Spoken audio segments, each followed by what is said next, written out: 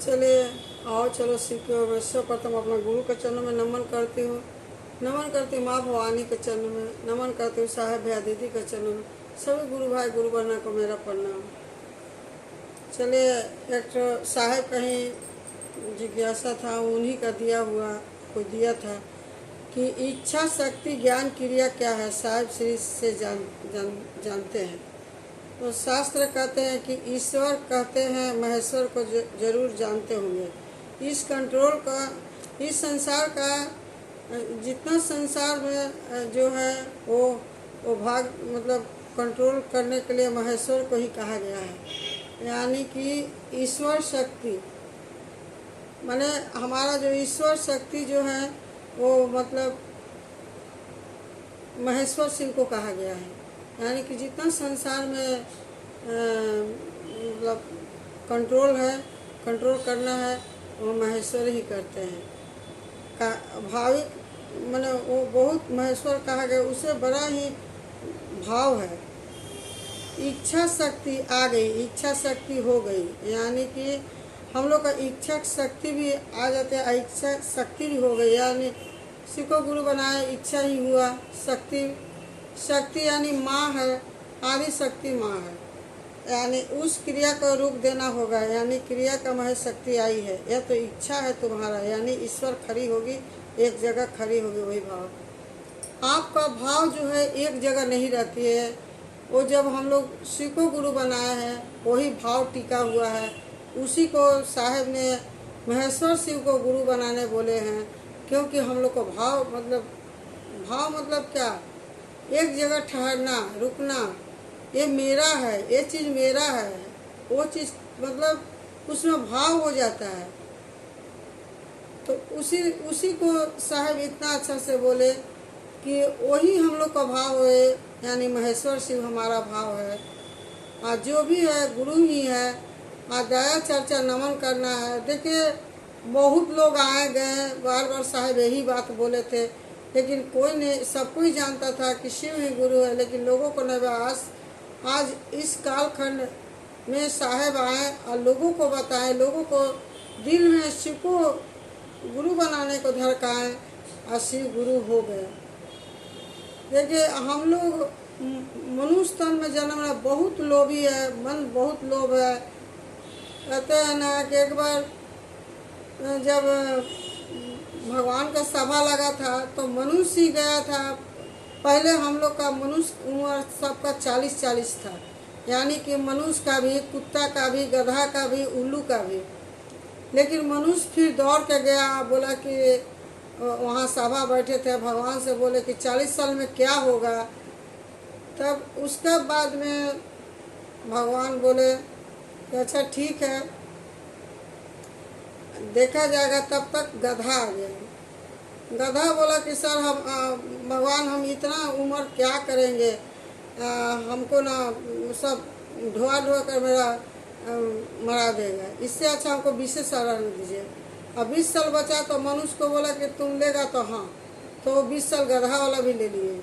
फिर उसके बाद में कुछ देर के बाद में कुत्ता आ रहा, वो भी बोला कि हम इतना दिन नहीं जिंदा रह सकते, हमको 20 साल दीजिए, हमको 40 साल नहीं चाहिए, क्योंकि हमको ना मनुष्य मार मार के मरा देगा।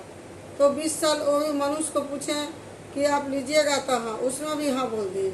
देखिए मनुष्य कितना लोभी है, ये नहीं आगे सोचता है कि हाँ हमको क्या करना है। यानी कि उनका अलग ही विचार आ गया मन में। और उसके बाद में उल्लू आया, तो वो बोला कि हम इतना दिन नहीं जिंदा रहेंगे। तो वो भी 20 साल बचा, तो 20 साल में यानी कि 100 साल। मनुष्य का जो है 100 साल। तो ये भी बात हुआ कि जब माँ पार्वती और महादेव भ्रमण करने जगत में आए तो देखे कि एक बूढ़ा को उसी का बेटा मार रहा है, गाली दे रहा है, उसको खाना नहीं दे रहा। तो माँ पूछी, तब महादेव सब बात बताया कि ऐसा ऐसा बात है। 40 साल का उम्र में मनुष्य को जिंदा रहना चाहिए, और बहुत अच्छा दिए थे। उसका बाद में वो जब गधा आया तो देखे 40 साल के बाद में, जब 40 से बाद में उम्र जब ऊपर उठता है तो सही में गधा जैसा आदमी समझने का फिर है, गधा जैसा हो जाता है। बेटा बेटी का शादी करना, पढ़ाई लिखाई, तो ये क्या है, सबका बोझ लेकर चलना। तो ये बोझ यानी कि गधा का बोझ तो मनुष्य ही लिया, तो मनुष्य ले लिया। फिर उसके बाद में 60 साल का उम्र हुआ तो ही 60 साल के बाद में कुत्ता वाला उम्र हो गया, क्योंकि जो कहीं भी चार डेग जाता है तो हाँफने लगता है और हाँफ कर बैठ जाता है, थक जाता है। तो क्या है, ये सब कुत्ता वाला उम्र हो गया, यानी कुत्ता हो गया मनुष्य। 60 साल के बाद में मनुष्य कुत्ता हो जाता है, 40 साल के बाद में मनुष्य गधा हो जाता है, यानी 20-20 साल वो लिए थे। फिर उसका बाद में जब 60 साल हो गया, फिर कुत्ता वाला जिंदगी वही जिया। फिर उल्लू हुआ तो 80-90 90-100, यानी कि देखिएगा बुढ़ापा आता है तो मनुष्य टुक टुक ताकता है कुछ, क्योंकि उसका हाथ पैर हिलता नहीं है, जो बोलता है चुपचाप उल्लू का जैसा ताकता है। मैंने उल्लू का भी जिंदगी वो ले ली है। सोचिए तो मनुष्य कितना मैंने करता है, मनुष्य करता है, उसका बोध उसको पता नहीं है कि हमको क्या है, क्या आगे होगा। तो उसी पर माँ बोली कि तब ऐसा ही रहेगा तो नहीं, इसका हल है। 40 साल के बाद में आदमी का जब उम्र ढलने लगता है तो थोड़ा सा मतलब समझ आ जाना चाहिए, और भगवान का पूजा करना चाहिए, और लोगों से झूठ मत बोलिए, किसी का हंसी मत उड़ाइए। गरीब हो अमीर हो, जो है जैसे है वो पेट पाल रहा है उसको मतलब देख कर चलिए, किसी का मदद कर दीजिए, तब आपका सही, आपका उम्र मतलब सही जाएगा। लेकिन ये मनुष्य में है कहाँ, देखते हैं हम। जब आज सुने तो हम सही में सोच रहे हैं कि सही बात है, मनुष्य को यादगार क्यों चल जाता है, मनुष्य काहे ऐसे चलता है, बाल बच्चा पर निर्भर रहता है। जैसे कुत्ता को आदमी मारता है उसी तरह बाप माँ को सब बच्चा लोग ये करता है।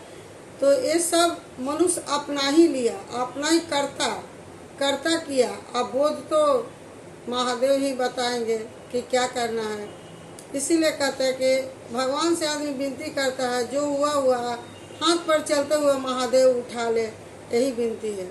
लेकिन लोगों को समझ कभी भी नहीं आएगा, चाहे 100 साल उम्र में भी जिंदा रहेगा, वो मरना नहीं चाहता है, क्योंकि उसका मन में लालच हो गया। और लालच होना वो बहुत खराब चीज़ होता है। किसी का देखिएगा, किसी का धन देकर, किसी का दौलत देकर नहीं कभी लालच करना चाहिए। जो है हम उसी में खुश रहें, जैसा है उसी में मेरा समय कट रहा है, लोगों को नहीं देखना, अपना देखना है। साहब बहुत अच्छा बात बताएं, और लोगों को कितना जितना आदमी पाप पुण्य किया है सब यही रह जाएगा, और पुण्य एगो जाएगा, कर्म जाता है। लोगों को बताना, देखिए हम लोग सही में बहुत लोभी हैं। मनुष्य तन जन्म लिए हैं, भौतिक सुख के लिए बहुत मरते हैं, बहुत लगता है ये हो जाता, वो हो जाता, वो हो जाता, धरती जगत उनके लिए बड़ा होने लगता है। तो इसीलिए रहते हुए जगत में रहकर लौकिक गुरु से जब प्यार किए हैं या तीर्थ गुरु बनाए हैं, तो उन्हीं का ये में रहिए, और जगत में मत रहिए, लौकिक में रहिए।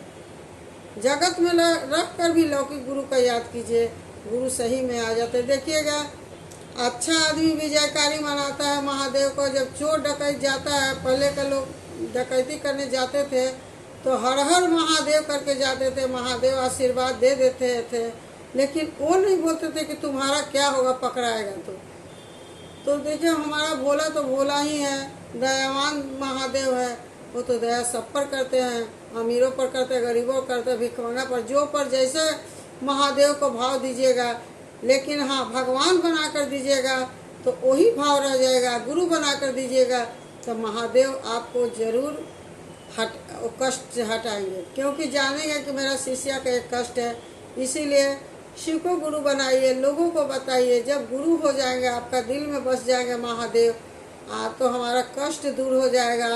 और सही में गुरु बहुत अच्छे हैं। और 3 सूत्र का माध्यम से गुरुवान आप लोग ले लीजिए। वह हम इतना चाहते हैं कि शिव को अपना बनाइए, अपना में ही सब कुछ छिपा हुआ है। गुरु का भाव दीजिए। गुरु बहुत अच्छे हैं, बहुत सच्चे हैं। और क्या बोले महादेव ये करके देखिए, गुरु बहना बोली कि गुरु बहन एक भजन जरूर गाइए, अच्छा लगेगा। तो हम बोले कि चर्चा सुनिए, चर्चा में ही तो सब राज छिपा है। साहब बार बार बोलते हैं चर्चा में ही राज छिपा है। चलिए, जब वो इतना रिक्वेस्ट किए लिखी है तो थोड़ा छोटा सा भजन है, साहब पर ही है, तो हम गा दे रहे हैं। आप लोग साथ जरूर दीजिएगा। अगर गुरु बहन चर्चा अच्छा लगा तो जरूर से जरूर सब्सक्राइब कीजिएगा और लाइक कीजिएगा, शेयर कीजिएगा। आप लोग शेयर कीजिए और ज़रूर से ज़रूर आप कमेंट बॉक्स में ज़रूर लिखिएगा, जो लिखना है आप वो ज़रूर लिखिएगा। चलिए, एक भजन है। गुरु बहना मत जानिहा कि जुदाई भइल बा। गुरु बहना मत जानिहा कि जुदाई भइल बा। बारा विधिवत से भैया के विदाई भइल बा। बारा विधिवत से भैया के विदाई भइल बा। अतने दिन के भैया आई रहने मांग के। अतने दिन के भैया आई रहने मांग। गुरु बहना मत जानिया कि जुदाई भइल बा। बारा विधिवत से भैया के विदाई भइल बा। बारा विधिवत से भैया के विदाई भइल बा। बोले वाला सुगवा एक दिन ताना से पराई। बोले वाला सुगा एक दिन ताना से पराई। ई बतिया सब जानकारी भइल बाई। बतिया सब जानकारी भइल बा। गुरु बहना मत जानिहा कि विदाई भइल बा। गुरु बहना मत जानिहा कि जुदाई भइल बा। भैया हरेंद्र 3 सूत्र दिहले। भैया हरेंद्र 3 सूत्र दिहले। 3 सूत्र से जिंदगी आजादी भइल बा। 3 सूत्र से जिंदगी आजादी भइल बा। गुरु बहना मत जानिहा कि जुदाई होइल बा। गुरु बहना मत जानिहा कि जुदा भइल बा। बारा विधिवत से भैया के विदाई भइल बा। बारा विधिवत से भैया के विदाई भइल बा। चलिए गुरु बहन, अगर भजन अच्छा लगा होगा तो ज़रूर से ज़रूर लाइक कीजिएगा और शेयर ज़रूर कीजिएगा। और देखिए कमेंट बॉक्स में ज़रूर लिखा। 3 सूत्र का माध्यम से शिव को अपना बनाइए। गुरु बहन बार बार आप लोगों से रिक्वेस्ट कर रहे हैं। और दया चर्चा नामन जो आप लोगों को लिखना होगा लिख दीजिएगा, हम आपको बता देंगे। और साहब का ही दिया हुआ चर्चा है। चलिए, इतना कहकर वाणी गुरु के चरणों में रखती हूँ, साहब भैया दीदी के चरणों में रखती हूँ। आप सभी गुरु बहनों को मेरा प्रणाम, गुरु भाई को भी प्रणाम। चलिए, अगर मेरा वीडियो अच्छा लगा तो ज़रूर से ज़रूर सब्सक्राइब जरूर कीजिएगा और लाइक कीजिएगा। मेरा प्रणाम स्वीकार करिए।